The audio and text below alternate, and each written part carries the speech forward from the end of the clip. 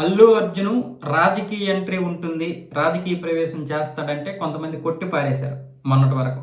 కానీ ఇప్పుడు గీత ఆర్ట్స్ నుండి వస్తున్నటువంటి సమాచారం మేరకు అది నిజమే. మొన్న 28వ తారీఖు ఎప్పుడో ఒక ఫ్యాన్ మీట్ పెట్టాడు కదా.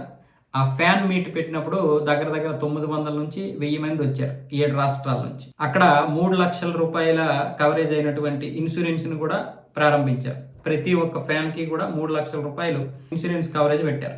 అలాగే 6 గంటలు 7 గంటలు కేవలం ఫ్యాన్స్ కోసం కేటాయించి ఫోటోలు దిగడం, వారితో పర్సనల్గా మాట్లాడడం కూడా చేశాడు. అందరితో కూడా ఫోటోలు దిగాడు, ప్రతి ఒక్కరితో ఓపికతో ఉండి. ఇది ప్రతి సంవత్సరం కూడా తన ఫ్యాన్ మీట్ ఉంటుంది.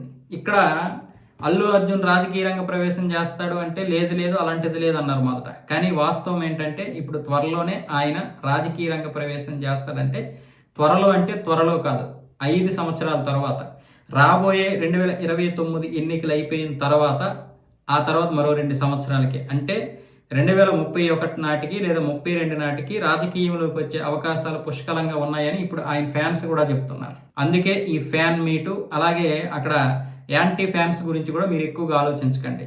మీరు దేనికోసం ఒక 100 రూపాయలు ఖర్చు పెడతారు? మీకు అవసరమైన వాటికి, మీకు ఇష్టమైన వాటికే ఖర్చు పెడతారు కదా, ఇష్టం లేని వాటికి ఖర్చు పెట్టరు కదా.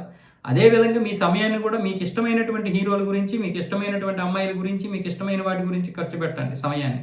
అంతేగాని మీకు నచ్చనటువంటి వాడి గురించి మీకెందుకు అన్న విధంగా ఒక పెద్ద క్లాస్ కూడా పీకాడు. సో ఈ యొక్క ఫ్యాన్స్ మీటింగ్ అయిపోయిన తర్వాత ఈ గీతా ఆర్ట్స్కి సంబంధించినటువంటి టీం అయితే మాత్రం రాజకీయంలోకి వచ్చే అవకాశాలు ఉన్నాయి. కాకపోతే ఒక 5-6 సంవత్సరాలు సమయం పడుతుందని చెప్పి ఆ టీం నుంచి అయితే ఒక అనౌన్స్ వచ్చింది. కాకపోతే ఇంకా అఫీషియల్గా రాలేదు. బహుశా మీరు కావాలంటే చూడండి, 2029 తర్వాత 1 సంవత్సరము 2 సంవత్సరాల తర్వాత అల్లు అర్జున్ ఖచ్చితంగా రాజకీయ రంగ ప్రవేశం అయితే చేస్తాడు.